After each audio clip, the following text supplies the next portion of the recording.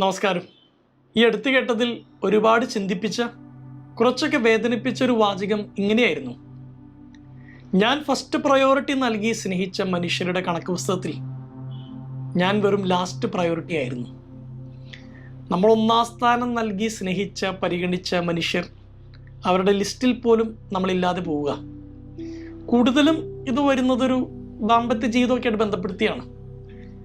ഒരു ഭർത്താവിൻ്റെ first priority എന്ന് പറയുന്നത് ഭാര്യയായിരിക്കാം, ഭാര്യയുടെ നിന്ന് ഭർത്താവായിരിക്കാം. ഇവരുടെ ഒരു പ്രയോറിറ്റി കണക്കിൽ ഒരുപാട് കാലം ഒരുമിച്ച് ജീവിച്ചു എന്നതിനെ പ്രതി മെല്ലെ മെല്ലെ അവരുടെ സ്ഥാനം ഒന്നിൽ നിന്ന് താഴത്തേക്ക് ഇങ്ങനെ പോയിക്കൊണ്ടേയിരിക്കുക. അവഗണിക്കപ്പെടുക എന്നതിനേക്കാൾ വേദനിപ്പിക്കുന്ന വേറൊന്നും ഇല്ലെന്ന് തോന്നുന്നു. ഞാൻ എന്നെ തന്നെ ഒരു സെൽഫ് അനാലിസിസിന് വിധേയമാക്കി ആ ഒരു സെൻറ്റൻസ് കേട്ടതിന് ശേഷം. എന്നെ ഒരുപാട് സ്നേഹിച്ച മനുഷ്യരുണ്ട്, എന്നെ ഒരു പ്രയോറിറ്റി നൽകി സ്നേഹിച്ച മനുഷ്യരുണ്ട്. പക്ഷെ ചിലപ്പോഴൊക്കെ അവരുടെ സ്നേഹം നമുക്ക് മനസ്സിലാക്കാൻ പറ്റുന്നില്ല, അല്ലെങ്കിൽ എൻജോയ് ചെയ്യാൻ പറ്റുന്നില്ല. അതൊരവസ്ഥയാണ്. നമ്മളെ ഒരാൾ ആഴത്തിൽ സ്നേഹിക്കുന്നു എന്ന് കരുതി നമ്മൾ തിരിച്ച് സ്നേഹിക്കണമെന്ന് നിർബന്ധമൊന്നുമില്ല. പക്ഷെ നമ്മൾ ഒരാളിങ്ങനെ നമ്മെ ആഴത്തിൽ സ്നേഹിക്കുന്നത് നമുക്ക് അനുഭവിക്കാൻ പറ്റാത്തൊരവസ്ഥ. ഒരു ഉദാഹരണം പറയുകയാണെങ്കിൽ, കോരിച്ചോരി പെയ്യുന്നൊരു മഴ, ആ മഴയത്ത് നിങ്ങളൊരു ചേമ്പില കണക്ക് നിന്ന് പോവുക. മഴ വന്ന് ആഞ്ഞടിക്കുന്നുണ്ട്, പക്ഷെ നിങ്ങൾ നനയുന്നില്ല. നമ്മുടെ മേത്ത് ഇങ്ങനെ തട്ടിത്തെറിച്ച് അതിങ്ങനെ പോകുന്ന പോലത്തെ ഒരു അനുഭവം. അപ്പം നമുക്ക് നമ്മളെയും കുറ്റം പറയാൻ പറ്റില്ല. സൈക്കോളജിയിൽ അതിനൊരു ടേം പോലും ഉണ്ട്, ഡീപേഴ്സണലൈസേഷൻ ഡിസോർഡർ എന്നാണ്. ഡിസോർഡർ എന്നുള്ള വാക്ക് കട്ട് ചെയ്ത് കളയാം, അതിനൊരു കുറവായിട്ടൊന്നും കരുതണ്ട. പക്ഷെ ചില മനുഷ്യർക്ക് ചുറ്റും ഒരുപാട് സ്നേഹമുണ്ടെങ്കിലും അത് അനുഭവിക്കാൻ പറ്റുന്നില്ല, അത് എൻജോയ് ചെയ്യാൻ പറ്റുന്നില്ല.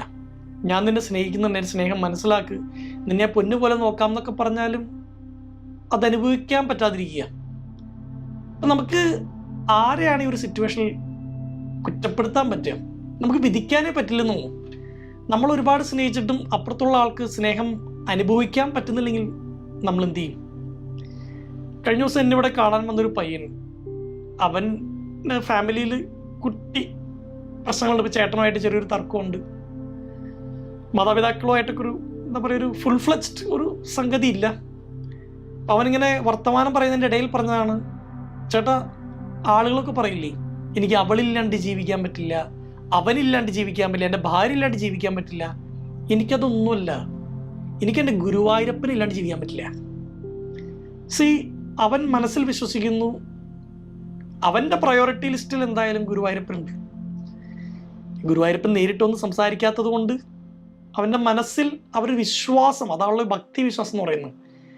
ഗുരുവായൂരപ്പൻ്റെ പ്രയോറിറ്റി ലിസ്റ്റിൽ ഞാനുണ്ടാകും, ഞാനുണ്ട്. ഈ വിശ്വാസവും ഭക്തിയൊക്കെ അതാണല്ലോ. എപ്പോഴും പറയുക, നമ്മൾ ഈ പള്ളികളിലും അമ്പലങ്ങളിലൊക്കെ ചെന്ന് നമ്മൾ തൊഴുത് പ്രാർത്ഥിക്കുമ്പോൾ ഈ വിഗ്രഹങ്ങളും അല്ലെങ്കിൽ ഈ രൂപങ്ങൾ നമ്മളോട് തിരിച്ച് സംസാരിച്ചിരുന്നെങ്കിൽ നമ്മൾ ഉടനെ അടുത്ത പള്ളിയിലോട്ട് പോയനെന്ന് പറയാം. നമ്മളിങ്ങനെ ഓരോ പരാതികൾ പറയുമ്പോൾ അന്തോണി പുണ്യാളനും ഭഗവാനും ഒക്കെ തിരിച്ചെന്തെങ്കിലും പറയുകയാണെങ്കിലോ, ജോസ്പേ നീ ചെയ്തത് ശരിയാണോ എന്ന് ചോദിച്ചാൽ നമ്മൾ ചിലപ്പോൾ ദൈവത്തോട് തർക്കിച്ചെന്നിരിക്കും. അടുത്ത നല്ലയിടം പോയി നോക്കും. നമ്മൾ ഈ ഭക്തി ഇപ്പോഴും നിലനിന്ന് പോകാൻ, വിശ്വാസം വളരെ ആഴത്തിൽ ഇപ്പോഴും പോകാൻ കാരണം മനുഷ്യർ വിശ്വസിക്കുന്നു ഞാൻ പ്രാർത്ഥിക്കുമ്പോൾ ഈശ്വരൻ്റെ ഒരു പ്രയോറിറ്റി ലിസ്റ്റിൽ ഞാനുണ്ടായിരിക്കും. ഇത് വളരെ റൂട്ടഡ് ആയിട്ടുള്ളൊരു ദുഃഖമാണ്. നമുക്ക് ചെയ്യാൻ പറ്റുന്നൊരു കാര്യം, മറ്റുള്ളവർ നമ്മൾ സ്നേഹിക്കുന്നുണ്ടെന്ന് നമുക്കറിയാം, പക്ഷെ നമുക്ക് അനുഭവിക്കാൻ പറ്റുന്നില്ല. Still do something and consider dum എന്നുള്ളതാണ്. നമ്മളോട് മനുഷ്യർ കാണിക്കുന്ന സ്നേഹത്തിന് ഇപ്പോൾ കുഞ്ഞു ഉദാഹരണം പറയുകയാണെങ്കിൽ, ഇപ്പോൾ ഇൻസ്റ്റഗ്രാമിലൊക്കെ 2017 തുടങ്ങി എനിക്ക് മെസ്സേജ് അയക്കുന്ന ആളുണ്ട്. ഒരു കാലത്ത് ഞാൻ വിചാരിച്ചിരുന്നത് എല്ലാവർക്കൊക്കെ മറുപടി കൊടുത്താൽ ഞാൻ പിന്നെ ഭയങ്കര ഈസിലി അവൈലബിൾ ആയി പോകും. ചില മനുഷ്യരുണ്ട്, ഒരു മറുപടി പോലും നമ്മൾ കൊടുക്കാതിരുന്നിട്ടും കാലങ്ങളായിട്ട് നമ്മളിങ്ങനെ അകലെയും സ്നേഹിക്കുന്ന മനുഷ്യർ.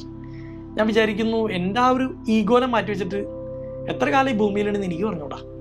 മറുപടികൾ കൊടുക്കുക, അല്ലെങ്കിൽ നീണ്ട എഴുത്തുകൾ വരുമ്പോൾ അതൊക്കെ വായിച്ച് ആഴത്തിൽ പഠിച്ചവർക്കൊരു ഉത്തരം കൊടുക്കുക. Consider people who love you. നമുക്കത് അനുഭവിക്കണമെന്ന് പോലും ഇല്ല, പക്ഷെ സ്നേഹിക്കുന്നുണ്ടെന്നൊരു ബോധ്യമുണ്ട്. ആ ബോധ്യത്തെ പരിഗണിക്കുക എന്നുള്ളതാണ്. പിന്നെ ഈ ഒരു എന്താ പറയുക, ഒരു ഭക്തിയുടെ കാര്യത്തിലൊക്കെ പറയുന്നൊരു കാര്യം, ഈ സറണ്ടർ എന്നൊരു സംഭവത്തെക്കുറിച്ച് പറയും. ഭഗവത്ഗീതയിൽ മോക്ഷ സന്യാസ യോഗം എന്നൊരു ഭാഗമുണ്ട്, 18-ാം അധ്യായം. അതിനകത്ത് അർജുനൻ ഇങ്ങനെ ആകെ എന്താ പറയുക, പുള്ളി യുദ്ധത്തിന് വേണ്ടി ആയുധങ്ങളൊക്കെ എടുത്ത് വെക്കുമ്പോൾ ഓപ്പോസിറ്റ് നിൽക്കുന്നത് ബന്ധുക്കളാണ്, സഹോദരന്മാരാണ്. എന്ത് ചെയ്യാൻ പറ്റും? യുദ്ധം ചെയ്യാൻ പറ്റുന്നില്ല.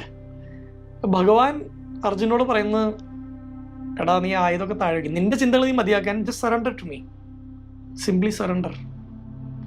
അവിടെയാണ് അർജുനന് ഉത്തരം കിട്ടുന്നത്. നമ്മൾ ശരിതെറ്റുകളെ കണക്ക് പുസ്തകമൊക്കെ എടുത്ത് ഉള്ളിലിട്ട് ആലോചിച്ച് കൂട്ടിയാൽ ചില സമയത്ത് ഉത്തരം കിട്ടില്ല. അപ്പം എന്തുകൊണ്ട് അയാൾ എന്നെ സ്നേഹിക്കുന്നില്ല, എന്തുകൊണ്ട് എന്നെ സ്നേഹം പരിഗണിക്കുന്നില്ല, എന്തുകൊണ്ട് ഞാൻ പ്രയോറിറ്റി ലിസ്റ്റിൽ വരുന്നില്ല? ചില സമയത്ത് ചെയ്യാൻ പറ്റുക സറണ്ടർ എന്നുള്ളതാണ്. ചില മനുഷ്യർ they never stop loving U. നിങ്ങൾ എത്ര കണ്ട് പരിഗണിച്ചില്ലെങ്കിലും, നിങ്ങളുടെ പ്രയോറിറ്റി ലിസ്റ്റിൽ അയാളില്ലെങ്കിൽ പോലും ചില മനുഷ്യർ സ്നേഹിച്ചുകൊണ്ടേയിരിക്കും. അസാധ്യമായൊരു കൃപയോ ബ്ലെസ്സിങ്ങോ ഒക്കെയാണെന്ന് തോന്നുന്നു.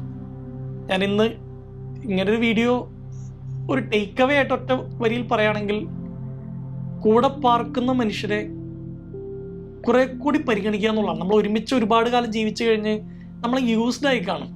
നമ്മൾ കൊടുത്ത ഒന്നാം സ്ഥാനത്ത് നിന്ന് അവരിങ്ങനെ ഇറങ്ങിയപ്പോൾ 10ലോ 15ലോ ആയിരിക്കും നമ്മൾ പോലും അറിയാതെ. അവർ ചിലപ്പോൾ അത് അറിയുന്നുണ്ടാവും, പല പരാതികളായിട്ട് പറയുന്നുണ്ടാവും, നമ്മളിപ്പോൾ മിണ്ടാണ്ടിരിക്കുക എന്നൊക്കെ പറഞ്ഞ് അതിനെ തള്ളിക്കളയുന്നുണ്ടാവും. It's a time to do some introspection, some kind of meditation and do a self analysis. എന്നെ പ്രയോറിറ്റൈസ് ചെയ്യുന്ന മനുഷ്യരെ ഞാൻ പ്രയോറിറ്റൈസ് ചെയ്യുന്നുണ്ടോ?